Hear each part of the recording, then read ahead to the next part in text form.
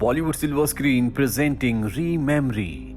इस कहानी की शुरुआत में सैम और उसके भाई को दिखाया जाता है जो दोनों के दोनों कार से अपने घर जा रहे होते हैं। इन दोनों ने ड्रिंक किया होता है और तभी इनकी कार से दूसरी गाड़ी टकराती है जिससे इनकी कार का बहुत बड़ा एक्सीडेंट हो जाता है। इस एक्सीडेंट में दोनों बुरी तरह से जख्मी हो जाते हैं। सैम का भाई उसे कुछ कहता है लेकिन वो उसकी बात को समझ नहीं पाता। सैम को कुछ देर के बाद हॉस्पिटल में होश आता है जहां पर उसे पता चलता है कि एक्सीडेंट में उसके भाई की मृत्यु हो गई। लेकिन सैम बार बार उस पल को याद कर रहा होता है जब उसका भाई उसे कुछ कह रहा था जिस बात को समझ नहीं पाया था।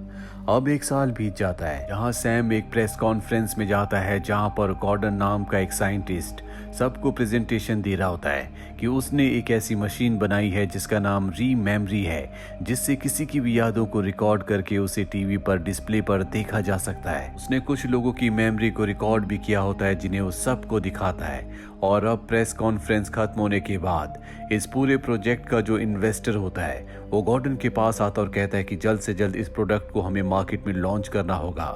हालांकि गॉर्डन ऐसा नहीं चाहता क्योंकि अब भी इसमें कुछ एरर्स होते हैं, लेकिन इन्वेस्टर को इसकी कोई परवाह नहीं है। अब गॉर्डन पार्टी में जाता है जहां पर उसके पास उसकी गर्लफ्रेंड वेंडी आती है। दरअसल गॉर्डन ने उसकी मेमोरी भी रिकॉर्ड करके सबको दिखाई थी, जिस बात से वेंडी बहुत गुस्सा होती है और कहती है कि मुझे मेरी मेमोरी की स्लाइड्स वापस चाहिए। गॉर्डन कहता है कि वो मेरे घर में है। इन दोनों के बीच में आर्गुमेंट्स होना शुरू हो जाते हैं। गॉर्डन वहां से चला जाता है। यहाँ पर सैम भी होता है जो गॉर्डन से मिलने के लिए आया था, लेकिन गॉर्डन से वो मिल नहीं पाता। गॉर्डन सीधा अपने ऑफिस जाता है जहाँ पर वो अपनी पत्नी और बेटी की मेमोरीज देख रहा होता है। तभी वहाँ पर टॉड नाम का एक लड़का आता है जो गॉर्डन पर बहुत गुस्सा आता है। गुस्से में वो उस पर गन भी तान देता है। वहीं ऑफिस के बाहर सैम भी पहुंच चुका होता है जो गॉर्डन की मशीन से अपनी उस याद को ताज़ा करना चाहता है जब एक्सीडेंट के बाद उसके भाई ने उसे कुछ कहा था जिसे वो कभी समझ नहीं पाया। तभी वो देखता है कि वेंडी ऑफिस के अंदर गई, लेकिन वो घबराते हुए बाहर आती है और अपनी गाड़ी में बैठ जाती है। जिसके बाद वो गॉर्डन की यादों को देखती है, जिन यादों में वो उसकी पत्नी और उसकी बेटी को देखती है और रोने लगती है। सैम अपनी गाड़ी से सब कुछ देख रहा होता है, उसे कुछ गड़बड़ लगती है, इसीलिए वेंडी का पीछा करता है। वो देखता है कि वेंडी गॉर्डन के घर गई है जहां वो उसके गराज में उस मेमोरी मशीन को छुपाकर वहां से निकल जाती है। अगले दिन गॉर्डन की डेड बॉडी उसके ऑफिस में मिलती है। गॉर्डन को किसने मारा किसी को कुछ पता नहीं। इन्वेस्टर को इस बात का बहुत दुख होता है कि रीमेमरी की वो इकलौती मशीन जो कि गॉर्डन के ऑफिस में थी अब वो गायब है। इसीलिए वो किसी भी कीमत पर उस मशीन को ढूंढना चाहता है क्योंकि जल्द ही उस मशीन का लॉन्च है। वो मीडिया को बताता है कि गॉर्डन अब इस दुनिया में नहीं रहा।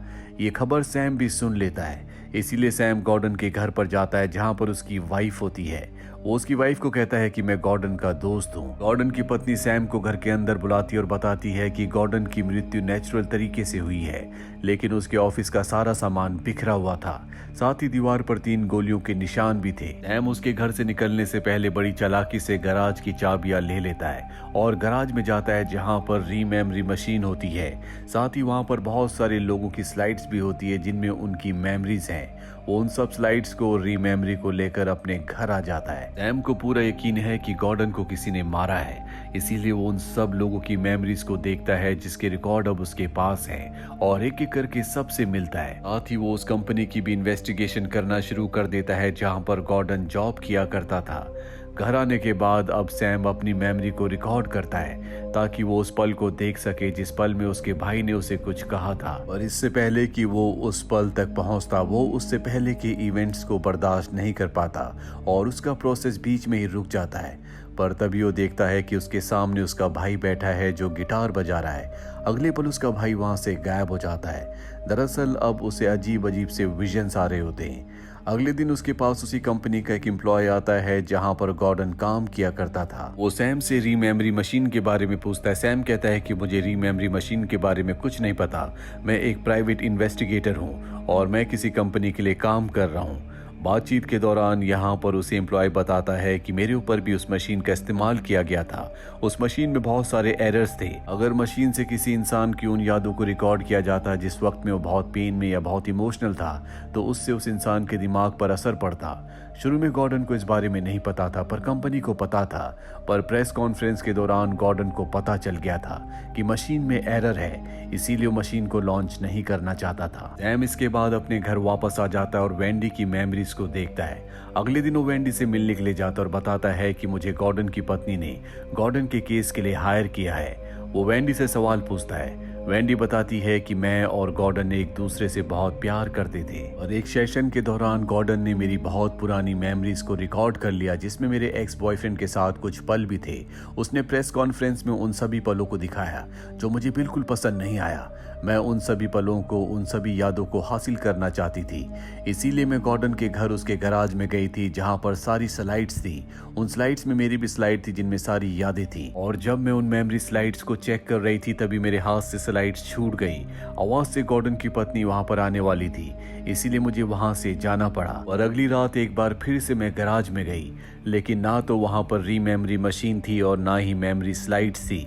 अगर सच में तुम इस केस को सॉल्व करना चाहते हो तो तुम्हें टॉड से भी मिलना चाहिए, क्योंकि जिस रात को गॉर्डन की मृत्यु हुई थी उस रात को टॉड भी बहुत गुस्से से गॉर्डन से मिलने उसके ऑफिस में गया था।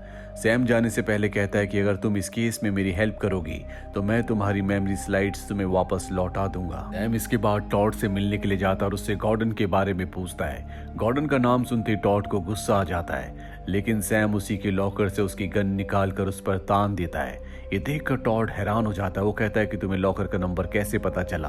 वो बताता है कि मैंने तुम्हारी मेमोरीज को देखा था जिसमें तुम इसी लॉकर से गन निकाल रहे थे, इसीलिए मुझे लॉकर का नंबर पता है और अब तुम्हें मुझे पूरा सच बताना होगा। टॉड बताता है कि मैं अपनी गर्लफ्रेंड के साथ एक फैक्ट्री में काम किया करता था। एक दिन वहां पर कुछ लुटेरे आए जिन्होंने मेरी गर्लफ्रेंड को गोली मार दी। उन्होंने मुझे भी गोली मारी जो मेरे सर पर लगी। हालांकि मैं बच गया, लेकिन मेरी याददाश्त पूरी तरह से चली गई। एक दिन गॉर्डन ने मुझसे कांटेक्ट किया और कहा कि तुम भी मेरे प्रोजेक्ट का हिस्सा बन जाओ। मैं उसके प्रोजेक्ट का हिस्सा बन गया, जिसके बाद उसने रीमेमोरी मशीन का मेरे दिमाग के ऊपर इस्तेमाल किया। मशीन के इस्तेमाल से मेरी पुरानी यादें वापस आ गई, जिनमें वो याद भी थी जिस पल में मेरी गर्लफ्रेंड को मार दिया गया था। मैं उस पल की वजह से पूरी तरह से डिस्टर्ब हो गया। मेरी दिमागी हालत खराब होने लगी, इसीलिए मैं गॉर्डन के पास गया और मैंने उससे कहा कि मेरे दिमाग से उस पल को मिटा दिया जाए, लेकिन गॉर्डन ने मेरी बात नहीं मानी, जिस वजह से मुझे गॉर्डन पर बहुत गुस्सा था। इसीलिए अपनी गन लेकर मैं उसके ऑफिस गया, जहां पर मैंने उसे बहुत उल्टा सीधा कहा, पर मैंने गॉर्डन को नहीं मारा। सैम उसकी बातों पर यकीन करने के लिए उसकी मेमोरीज को चेक करता है। जैसा कि टॉड ने कहा था बिल्कुल वैसे ही हुआ था। वो उसकी यादों में देखता है कि जब टॉड उसके ऑफिस से निकला था तब वेंडी ऑफिस में आई थी और उस वक्त गॉर्डन जिंदा था। और सैम को ये भी बताता है कि मुझे गॉर्डन और वेंडी के अफेयर के बारे में पता था, जिस वजह से मैं गॉर्डन को ब्लैकमेल कर रहा था कि तुम्हें मेरी यादों को मिटाना होगा, नहीं तो मैं तुम्हारे अफेयर के बारे में तुम्हारी वाइफ को बता दूंगा, जिस वजह से गॉर्डन ने वेंडी से ब्रेकअप कर लिया था। सैम अब इस जगह से निकल जाता और गॉर्डन की पत्नी के पास जाता है और बताता है कि मेरे पास ही रीमेमोरी मशीन है। लेकिन तभी बाहर वो इन्वेस्टर आ जाता है जिसने पूरी कंपनी में इस पूरे प्रोजेक्ट पर पैसा लगाया था। जल्दी मशीन का लॉन्च भी है। उसे पता चल चुका है कि सैम के पास मशीन है, क्योंकि सैम उन सभी लोगों से मिल रहा है जिनकी मेमोरीज को रिकॉर्ड किया गया था। सैम गॉर्डन की पत्नी से कहता है कि तुम उस इन्वेस्टर को मेरे बारे में कुछ मत बताना, और वो घर के अंदर छुप जाता है। जिसके बाद इन्वेस्टर घर के अंदर आता है और बताता है कि सैम नाम के आदमी ने ही गॉर्डन को मारा है और उसकी मशीन को चुरा लिया है। हम जल्द से जल्द उस आदमी को ढूंढ लेंगे। पर गॉर्डन की पत्नी उसे सैम के बारे में कुछ नहीं बताती। दरअसल सैम ने यहाँ पर उसे अपना नाम जेम्स बताया होता है। इन्वेस्टर वहां से चला जाता है, जिसके बाद जेम्स यानी कि सैम बाहर आता है और वो गॉर्डन की पत्नी को सारा सच बता देता है। वो कहता है कि मेरा नाम ही सैम है और मैं गॉर्डन के केस को इन्वेस्टिगेट कर रहा हूँ। मुझे पूरा यकीन है कि वेंडी ने ही गॉर्डन को मारा है, क्योंकि उसने टॉड को गॉर्डन के झूठे केस में फंसाने की कोशिश की थी और अब मैं वेंडी को गुनहगार साबित करना चाहता हूँ, जिसके लिए मुझे तुम्हारी मदद की जरूरत है। गॉर्डन की पत्नी उसका साथ देने के लिए तैयार हो जाती है। सैम उसे बताता है कि मैं गॉर्डन को शुरू से जानता था। वो हमेशा तुम्हारे और तुम्हारी बेटी के बारे में बात किया करता था जो इस दुनिया में नहीं है। और अब गॉर्डन की पत्नी उस मशीन को लगाती है और अपनी बेटी की यादों को रिकॉल करना शुरू कर देती है। अगले दिन सैम वेंडी को एक जगह बुलाता है जहां पर उसके सामने गॉर्डन की पत्नी आती है। गॉर्डन की पत्नी कहती है कि अगर तुम्हें तुम्हारी मेमोरी ग्लासेस चाहिए तो तुम्हें उस रात की अपनी मेमोरीज को हमें दिखाना होगा जिस रात को गॉर्डन की मृत्यु हुई थी। वेंडी कहती है कि मैंने गॉर्डन को नहीं मारा। गॉर्डन की पत्नी कहती है कि तुम्हारी बातों पर यकीन करने के लिए हमें उस रात की यादों को देखना होगा। वेंडी उनकी बात मान जाती है और अब ये वेंडी की यादों को देखते हैं कि जब वो गॉर्डन के ऑफिस के अंदर जा रही थी तभी वहां से टॉड बाहर आ रहा था, लेकिन जब वो अंदर जाती है तो वहां पर गॉर्डन की पहले से मृत्यु हो गई थी, जिसके बाद वो उसकी रीमेमरी मशीन लेकर वहां से निकल गई थी।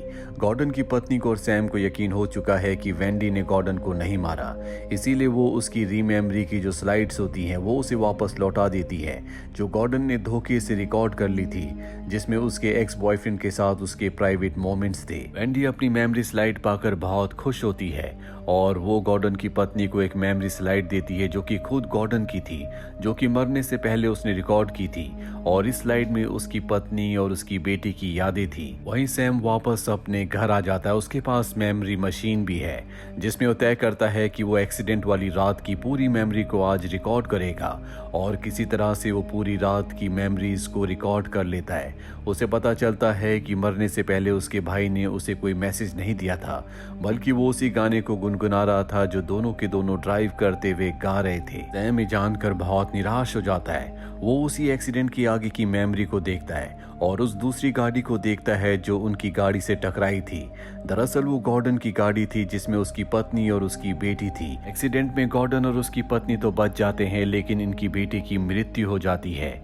और अब सैम मशीन लेकर अगले दिन एक बार फिर से गॉर्डन की पत्नी के पास जाता है, जहां पर वो गॉर्डन की आखिरी याद को देखते हैं जो कि वेंडी ने उन्हें दी थी, और इन यादों में उन्हें पता चलता है कि गॉर्डन अपनी बेटी को बहुत याद किया करता था और इसीलिए उसने रीमेमरी मशीन बनाई थी ताकि वो अपनी बेटी की सभी यादों को अपने पास हमेशा संजो के रखे, साथ ही उन यादों को हटा दे जो उसे नहीं चाहिए थी। इसीलिए टॉड के जाने के बाद वो अपनी बेटी को बहुत ज्यादा मिस कर रहा होता है। गॉर्डन अपनी बेटी की सभी यादों को स्कैन करता है और उन यादों को डिलीट करने लगता है जो उसे नहीं चाहिए थी, जिस वजह से उसका ब्रेन अनस्टेबल हो जाता है और उसकी मृत्यु हो जाती है। सैम को और गॉर्डन की पत्नी को अब गॉर्डन की मृत्यु का कारण पता चल चुका है। गॉर्डन की पत्नी सैम को थैंक यू कहती है। सैम कहता है कि मुझे माफ कर दो, और साथ ही वो अपनी मेमोरी स्लाइड उसे देता है, जिस स्लाइड से गॉर्डन की पत्नी को पता चल जाएगा कि जिस गाड़ी से उनकी गाड़ी का एक्सीडेंट हुआ था वो सैम की ही गाड़ी थी। पर गॉर्डन की पत्नी कहती है कि अब मुझे इन बातों से कोई फर्क नहीं पड़ता, मैं सिर्फ इतना जानती हूँ कि तुमने मेरी मदद की।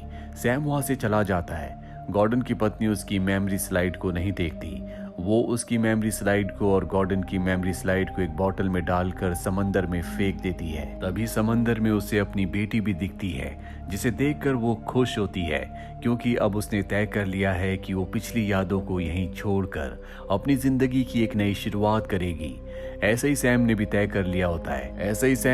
कर लिया होता है कि वो अपने भाई की जिसकी मृत्यु हो चुकी है उसकी यादों को पीछे छोड़कर अपनी जिंदगी में आगे बढ़ेगा, और शायद इसी का नाम जिंदगी है। हर इंसान की जिंदगी में दुख दर्द आते हैं, लेकिन उन दुख दर्द उन यादों को छोड़कर इंसान को आगे बढ़ना ही पड़ता है, क्योंकि आगे बढ़ने का नाम ही जिंदगी है।